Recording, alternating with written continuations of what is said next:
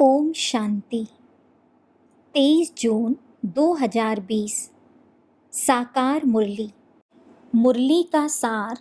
मीठे बच्चे, बाप आए हैं तुम्हें ज्ञान से शुद्ध खुशबूदार फूल बनाने। तुम्हें कांटा नहीं बनना है, कांटों को इस सभा में नहीं लाना है। प्रश्न: जो बच्चे याद की यात्रा में मेहनत करते हैं उनकी निशानी क्या होगी? उत्तर: याद की मेहनत करने वाले बच्चे बहुत खुशी में रहेंगे।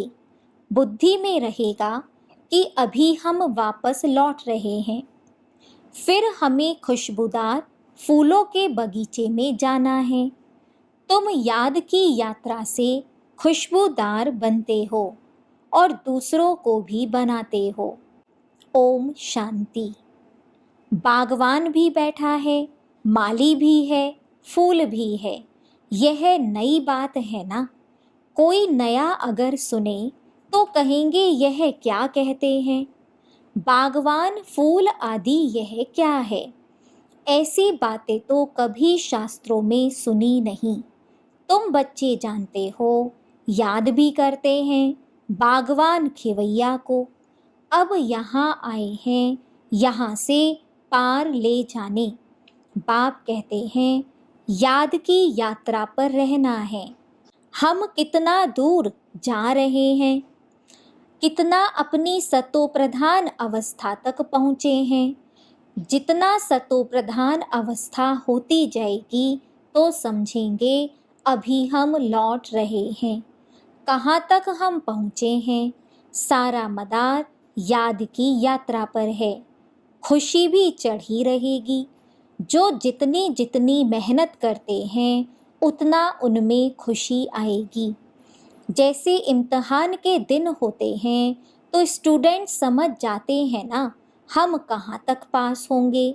यहाँ भी ऐसे हैं, हर एक बच्चा अपने को जानते हैं कि कहाँ तक हम खुशबूदार फूल बने हैं। कितना खुशबूदार फिर औरों को बनाते हैं। यह गाया भी जाता है कांटों का जंगल, वह है फूलों का बगीचा। मुसलमान लोग भी कहते हैं गार्डन ऑफ अल्लाह। समझते हैं वहाँ एक बगीचा है, वहाँ जो होता है उनको खुदा फूल देते हैं। मन में जो कामना होती है वह पूरी करते हैं। बाकी ऐसे तो नहीं कोई फूल उठा कर देते हैं। जैसा जिसकी बुद्धि में है वह साक्षात्कार हो जाता है। यहाँ साक्षात्कार पर कुछ भी है नहीं। भक्ति मार्ग में तो साक्षात्कार के लिए गला भी काट देते हैं। मीरा को साक्षात्कार हुआ, उनका कितना मान है। वह है भक्ति मार्ग। भक्ति तो आधा कल्प चलना ही है, ज्ञान है ही नहीं। वेदों आदि का बहुत मान है। कहते हैं वेद तो हमारे प्राण हैं। अभी तुम जानते हो यह वेद शास्त्र आदि सब हैं भक्ति मार्ग के लिए। भक्ति का कितना बड़ा विस्तार है, बड़ा झाड़ है। ज्ञान है बीज। अभी ज्ञान से तुम कितने शुद्ध होते हो, खुशबूदार बनते हो। यह तुम्हारा बगीचा है। यहाँ कांटा किसी को भी नहीं कहेंगे, क्योंकि यहाँ विकार में कोई जाते नहीं। तो कहेंगे इस बगीचे में एक भी कांटा नहीं। कांटा है कलयुग में, अभी है पुरुषोत्तम संगम युग। इसमें कांटा कहाँ से आया? अगर कोई कांटा बैठा है तो अपने को ही नुकसान पहुंचाते हैं, क्योंकि यह इंद्रप्रस्थ है ना। इसमें ज्ञान परियां बैठी हैं। ज्ञान डांस करने वाली परियां हैं। मुख्य मुख्य के नाम पुखराज परी, नीलम परी आदि आदि पड़े हैं। वही फिर 9 रतन गाए जाते हैं। परंतु यह कौन थे यह किसको भी पता नहीं। बाप सिर्फ कहते हैं मुझे याद करो। तुम बच्चों की बुद्धि में अब समझ है। 84 का चक्र भी अभी बुद्धि में है। शास्त्रों में तो 84 लाख कह दिया है। मीठे मीठे सिकीलधे बच्चों को बाप ने समझाया है, तुमने 84 जन्म लिए। अब तमो प्रधान से सतो प्रधान बनना है, कितना सहज है। भगवानुवाच बच्चों प्रति मामेकम याद करो। अभी तुम बच्चे खुशबूदार फूल बनने के लिए अपने को आत्मा समझ बाप को याद करो, कांटे नहीं बनो। यहाँ सब मीठे मीठे फूल हैं, कांटा नहीं। हाँ, माया के तूफान तो आएंगे। माया ऐसी कड़ी है जो झट फंसा देगी, फिर पछताएंगे हमने यह क्या किया, हमारी तो की कमाई सारी चट हो गई। यह है बगीचा। बगीचे में अच्छे अच्छे फूल भी होते हैं। इस बगीचे में भी कोई तो फर्स्ट क्लास फूल होते हैं। जैसे मुगल गार्डन में अच्छे अच्छे फूल होते हैं, सब जाते हैं देखने। यहाँ तुम्हारे पास कोई देखने तो आएंगे नहीं, तुम कांटों को क्या मुंह दिखाएंगे। गायन भी है, मूत पलीती। बाबा को जप साहिब, सुखमनी आदि सब याद थी। अखंड पाठ भी करते थे। 8 वर्ष का था तो पटका बांधता था, रहता ही मंदिर में था। मंदिर की चार्ज सारी हमारे ऊपर थी। अभी समझते हैं मूत पलीती कपड़े धोने का अर्थ क्या है। महिमा सारी बाबा की ही है। अभी तुम बच्चों को बाप बैठ समझाते हैं। बच्चों को कहते भी हैं अच्छे अच्छे फूल लाओ। जो अच्छे अच्छे फूल लाएंगे वह अच्छा फूल माना जाएगा। सभी कहते हैं हम श्री लक्ष्मी नारायण बनेंगे तो गोया गुलाब के फूल हो गए। बाप कहते हैं अच्छा तुम बच्चों के मुख में गुलाब। अब पुरुषार्थ कर सदा गुलाब बनो। ढेर के ढेर बच्चे हैं, प्रजा तो बहुत बन रही है। वहाँ है ही राजा रानी और प्रजा। सतयुग में वजीर होता ही नहीं, क्योंकि राजा में ही पावर रहती है। वजीर आदि से राय लेने की दरकार नहीं रहती, नहीं तो राय देने वाला बड़ा हो जाए।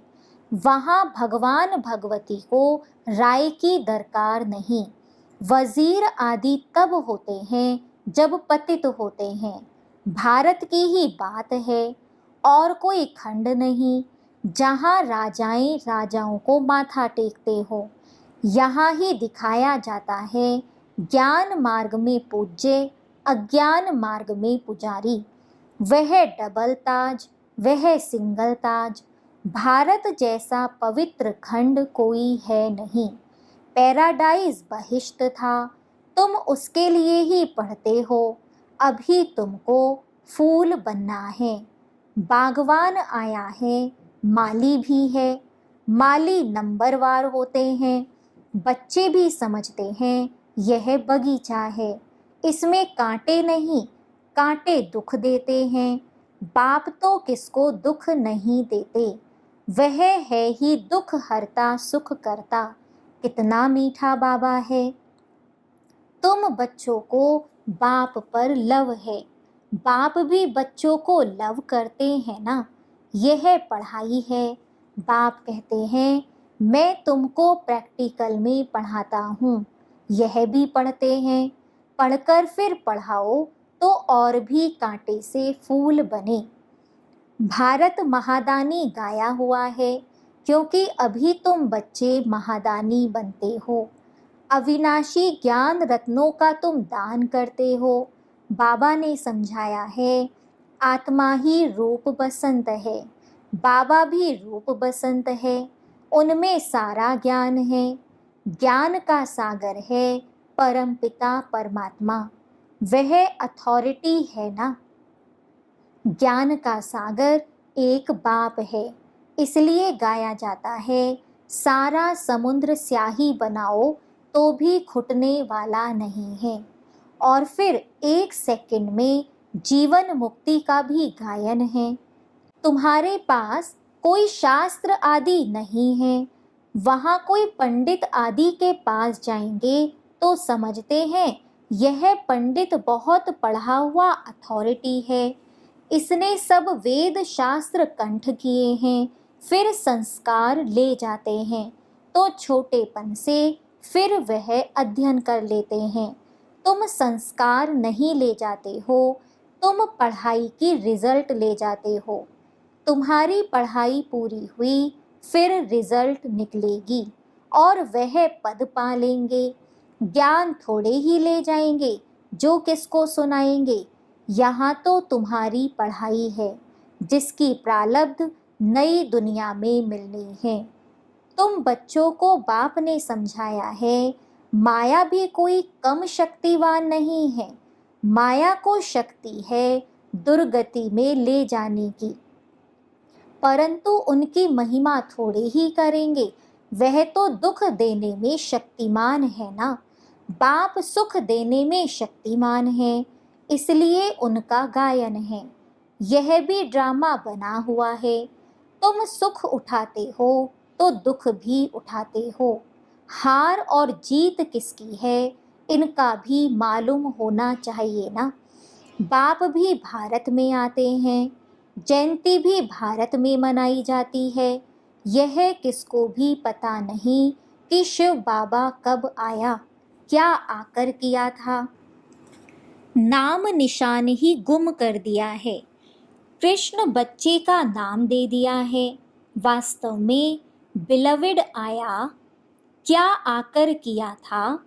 बिलविड बाप की महिमा अलग, कृष्ण की महिमा अलग है।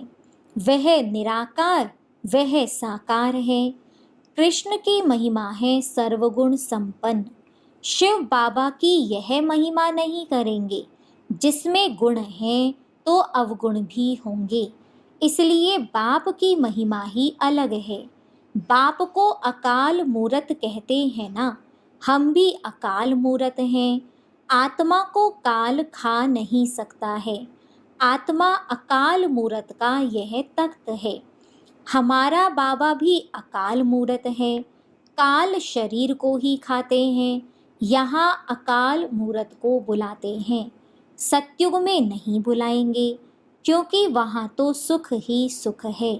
इसलिए गाते भी हैं, दुख में सिमरण सब करें, सुख में करे ना कोई। अभी रावण राज्य में कितना दुख है। बाप तो स्वर्ग का मालिक बनाते हैं, फिर वहाँ आधा कल्प कोई पुकारते ही नहीं। जैसे लौकिक बाप बच्चों को श्रृंगार कर वर्षा दे, खुद वानप्रस्थ अवस्था लेते हैं। सब कुछ बच्चों को देकर कहेंगे, अभी हम सत्संग में जाते हैं, कुछ खाने के लिए भेजते रहना। यह बाबा तो ऐसे नहीं कहेंगे ना। यह तो कहते हैं, मीठे मीठे बच्चों, हम तुमको विश्व की बादशाही देकर वानप्रस्थ में चले जाएंगे। हम थोड़े ही कहेंगे खाने के लिए भेजना।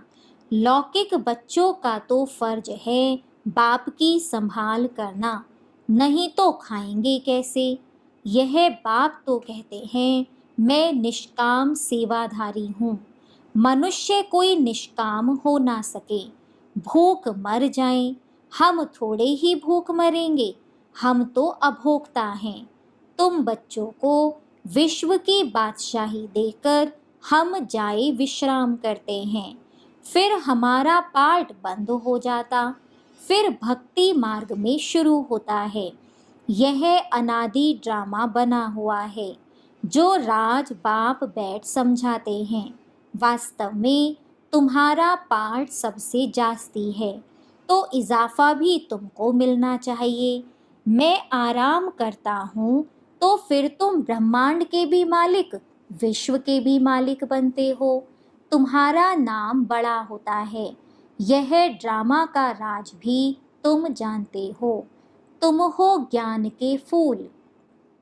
दुनिया में एक भी नहीं, रात दिन का फर्क है। वह रात में है, तुम दिन में जाते हो। आजकल देखो वन उत्सव करते रहते, अब भगवान मनुष्यों का वनोत्सव कर रहे हैं। बाप देखो कैसी कमाल करते हैं, जो मनुष्य को देवता, रंक को राव बना देते हैं। अभी बेहद के बाप से तुम सौदा लेने आए हो, कहते हो बाबा हमको रंक से राव बनाओ। यह तो बहुत अच्छा ग्राहक है। उनको तुम कहते हो दुख हरता सुख करता। इन जैसा दान कोई होता ही नहीं, वह है सुख देने वाला। बाप कहते हैं भक्ति मार्ग में भी मैं तुमको देता हूँ। यह ड्रामा में नूंद है साक्षात्कार आदि की। अब बाप बैठ समझाते हैं मैं क्या क्या करता हूँ, आगे चलकर समझाते रहेंगे। आखिरिन अंत में तुम नंबरवार कर्मातीत अवस्था को पाएंगे। यह सब ड्रामा में नूंद है, फिर भी पुरुषार्थ कराया जाता है। बाप को याद करो। बरोबर यह महाभारत लड़ाई भी है, सब खत्म हो जाएंगे, बाकी भारतवासी ही रहेंगे। फिर तुम विश्व पर राज्य करते हो। अभी बाप तुमको पढ़ाने आए हैं। वही ज्ञान का सागर है, यह भी खेल है, इसमें मूंझने की बात ही नहीं। माया तूफान में लाएगी। बाप समझाते हैं इनसे डरो नहीं। बहुत गंदे गंदे संकल्प आएंगे, वह भी तब जब बाबा की गोद लेंगे। जब तक गोद ही नहीं ली है तो माया इतना नहीं लड़ेगी। गोद लेने के बाद ही तूफान लगते हैं। इसलिए बाप कहते हैं गोद भी संभाल कर लेनी चाहिए। कमजोर हैं तो फिर प्रजा में आ जाएंगे। राजाई पद पाना तो अच्छा है, नहीं तो दास दासियां बनना पड़ेगा। यह सूर्यवंशी चंद्रवंशी राजधानी स्थापन हो रही है। अच्छा, मीठे मीठे सिकिलधे बच्चों प्रति माता पिता बाप दादा का याद प्यार और गुड मॉर्निंग। रूहानी बाप की रूहानी बच्चों को नमस्ते। हम रूहानी बच्चों की रूहानी बाप दादा को नमस्ते। धारणा के लिए मुख्य सार। फर्स्ट पॉइंट, रूप बसंत बन अविनाशी ज्ञान रत्नों का दान कर महादानी बनना है। जो पढ़ाई पढ़ते हो वह दूसरों को भी पढ़ानी है। सेकंड पॉइंट, किसी भी बात में मूंझना व डरना नहीं है, अपनी संभाल करनी है। अपने आप से पूछना है मैं किस प्रकार का फूल हूँ, मेरे में कोई बदबू तो नहीं है। वरदान, ना उम्मीदी की चिता पर बैठी हुई आत्माओं को नए जीवन का दान देने वाले त्रिमूर्ति प्राप्तियों से संपन्न भव। संगम युग पर बाप द्वारा सभी बच्चों को एवर हेल्दी, वेल्दी और हैप्पी बनने का त्रिमूर्ति वरदान प्राप्त होता है। जो बच्चे इन तीनों प्राप्तियों से सदा संपन्न रहते हैं, उनका खुश नसीब हर्षित मुख चेहरा देखकर मानव जीवन में जीने का उमंग उत्साह आ जाता है। क्योंकि अभी मनुष्य जिंदा होते भी ना उम्मीदी की चिता पर बैठे हुए हैं। अब ऐसी आत्माओं को मर जीवा बनाओ, नए जीवन का दान दो। सदा स्मृति में रहे कि यह तीनों प्राप्तियां हमारा जन्म सिद्ध अधिकार है। तीनों ही धारणाओं के लिए डबल अंडरलाइन लगाओ। स्लोगन, न्यारे और अधिकारी होकर कर्म में आना, यही बंधन मुक्त स्थिति है। ओम शांति।